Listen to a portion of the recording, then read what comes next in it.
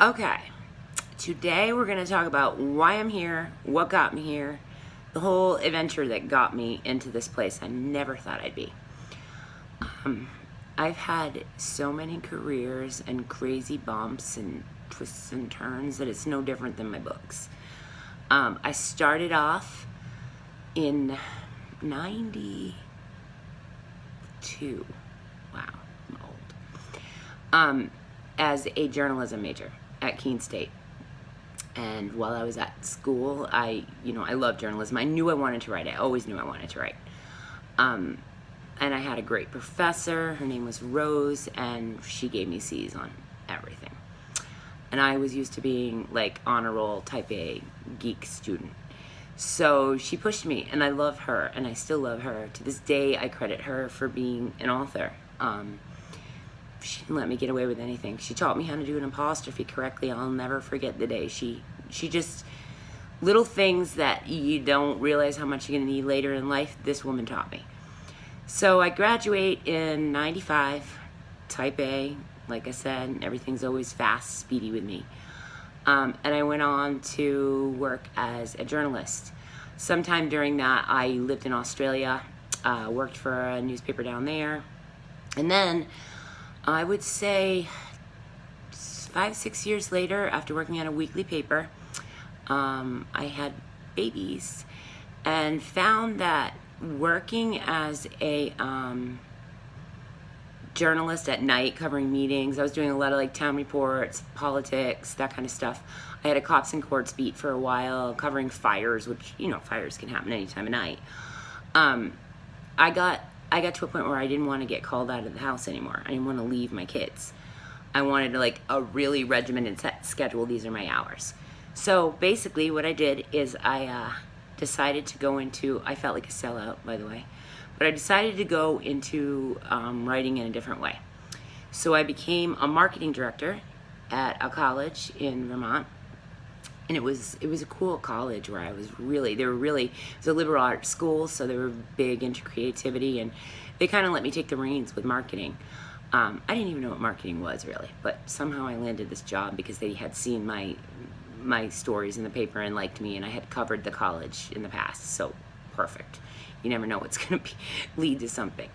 So then after that, working as a marketing director for years, I saw another ad in the paper for another marketing position, and I was not unhappy at the college by any means, but it was pretty far away from my house. It was like a long commute, and this ad was for a marketing director at a mental health agency, which I thought was pretty cool. And they were specifically looking for someone to cover their programs and write about suicide prevention. And I think the thing that made me go there was, as a journalist, I felt like I made a difference. Like, I was hearing people's stories, I was learning who they are, I was able to ask questions. Where at the college, it kind of just felt like I was regurgitating material, admin brochures, worried about retention rates, that kind of thing. And it didn't feel as, hands-on with people.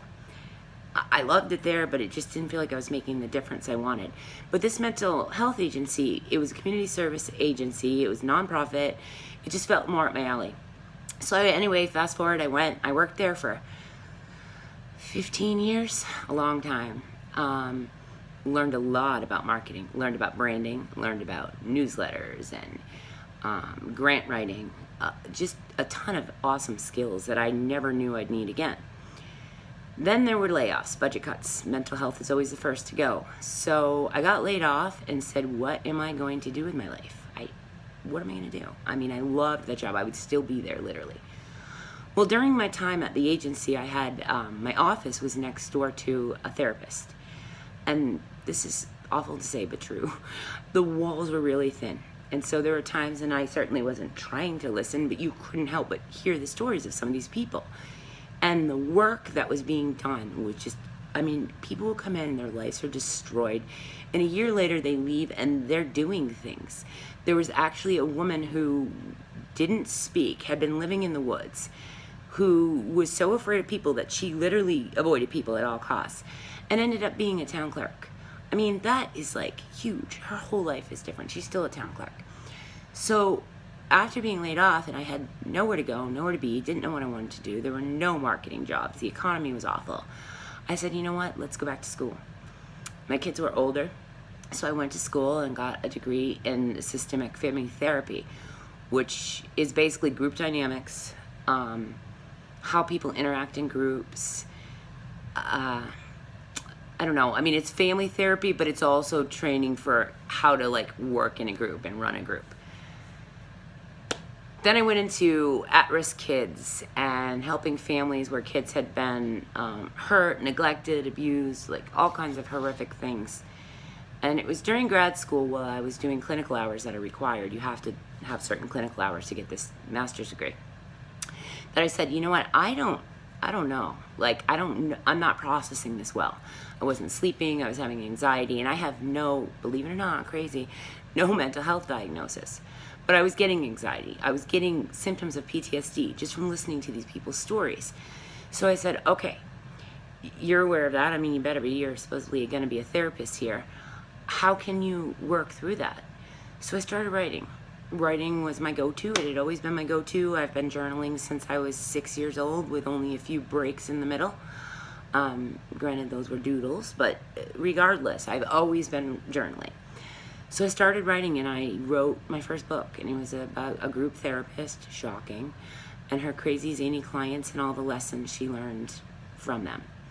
And it was called Crazy Like Me, published by Savant Publications. It's still out there and available in the world, overpriced for a mere $7.99. You too can have the ebook. And I don't even know what the paperback is. I can't even think about it. Anyway, they have rights for like the rest of my natural life, which, okay.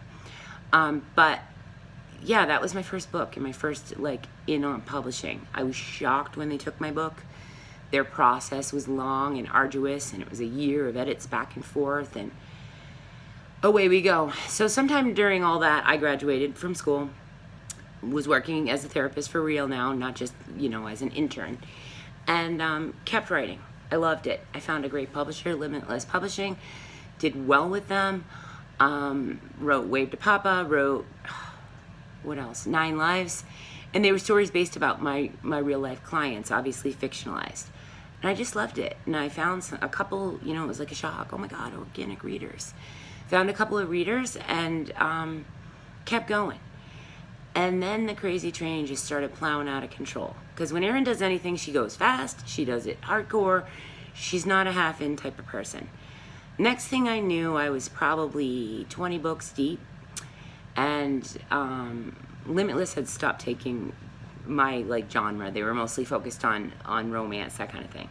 So I found another publisher, an indie publisher, Bella Tulip Publishing, who had an imprint called Zombie Cupcake Press.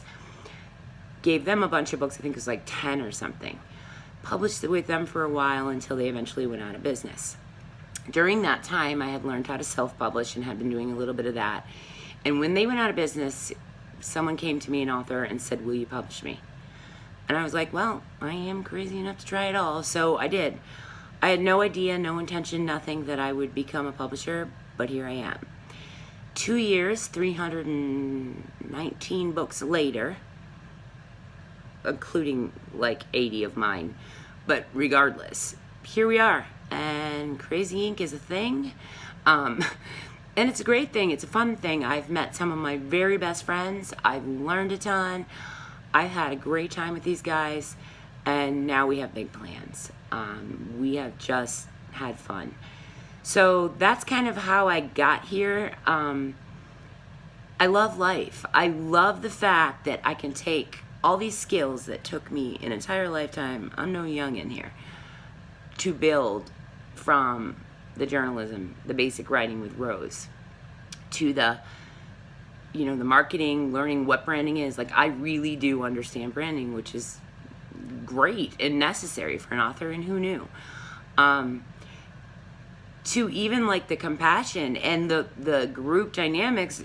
Trust me, when you have a group of authors and there are egos bumping and there are genres bumping and there is social media factored in, which I'm not, that was a shock that I didn't expect, like how tone and that can be perceived online, well, those kind of things.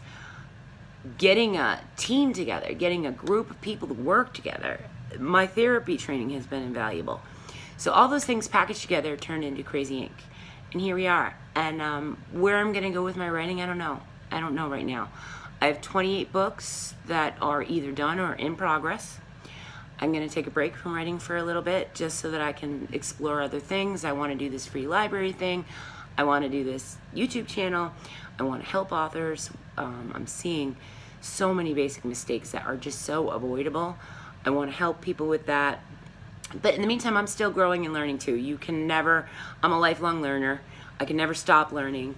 I've got some experiments coming, a couple pen names. There are other things happening with my writing. And we'll see where that leads. We're going to just, I don't know. It's another crazy adventure. And I'm excited about it. And I'm glad you guys are here. And if, anything you want to see on this channel, let me know. I'm game to anything. I don't turn down a dare. You're looking at somebody who's skydived 400 times. I'm at a point in my life where life is short and I'm going to do it. So win, lose, fail, whatever, we learn, right? And that's the plan. All right, guys, until next time, peace, love, and crazy.